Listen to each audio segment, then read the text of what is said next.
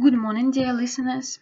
My name is Olga Ponomareva, and the theme of my presentation, Method of Polarization-based Visualization for Skin Health Analysis.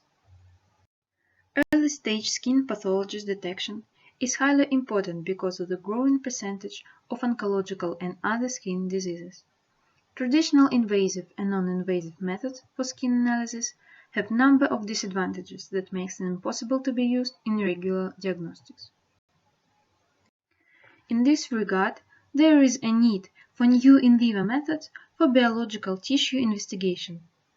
In this work, we suggest methods of polarization-based visualization for researching of skin lesions without additional trauma.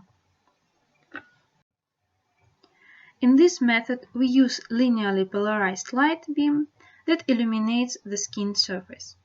About 6% of it reflects from surface layers, remaining linearly polarized in the plane of the incident light. The rest of the light penetrates deep into the tissue, there it is scattered and depolarized and partly absorbed.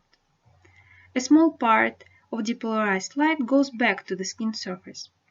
As a result, the detected light consists of linearly polarized and depolarized components.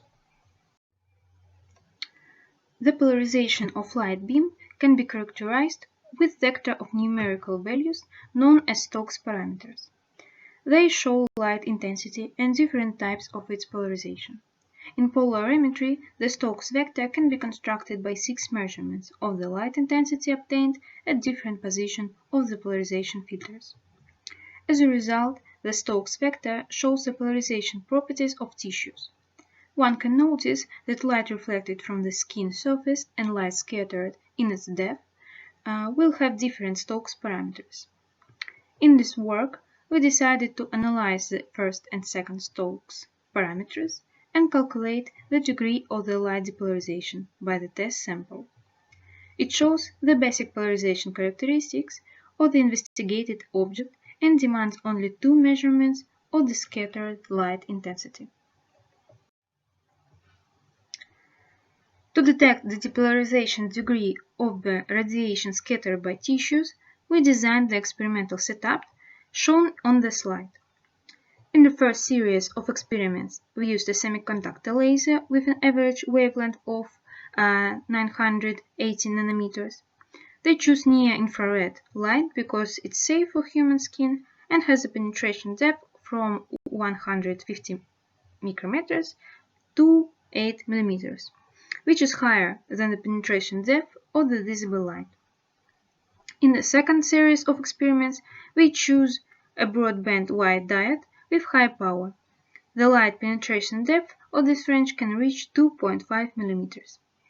During the experiment, 2 images were consistently recorded, core and cross polarized images for parallel and orthogonal orientation of axes of the polarizer and polarizer analyzer, respectively.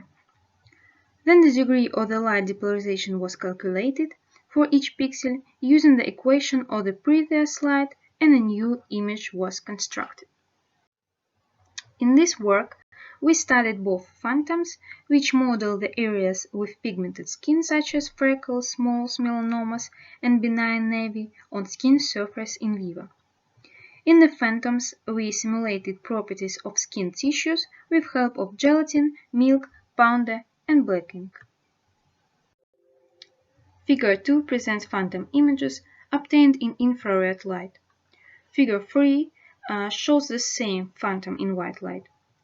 In both images, you can see 2 pigmented areas footprinted with numbers.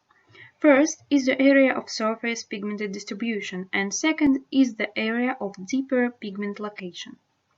In the preceded images, part C of the figures, the first area is absent, while highly pigmented second area is presented with high contrast and relief. Moreover, in the infrared images, you can note a slightly different character of the relief, which may be associated with a greater depth of radiation penetration. Figures 4 and 5 show pictures of a convex mole, obtained again in infrared and white light respectively. This strongly pigmented convex mole in the processed images part C of the images retain color, while in white light we can see only structure of this mole in upper layers. The infrared light shows subsurface structure and pigment distribution in the mole. Figures 6 and 7 show pictures of a flat mole located in the upper skin layers. Areas with on-surface pigment distribution disappear in polarization images part C, like the surface pigment distribution on the phantom. Differences in images obtained in infrared and white light also reflect the small depth of the mole. As a result of this work, we can conclude that using the polarization visualization technique, we can distinguish areas with on-surface and subcutaneous pigment distribution. In addition, in white light, the pigmentation formation and surface relief are better reflected, while allocation of structure in the subsurface layer is better reflected in infrared light. More complete discussion of the images you can find in our proceedings.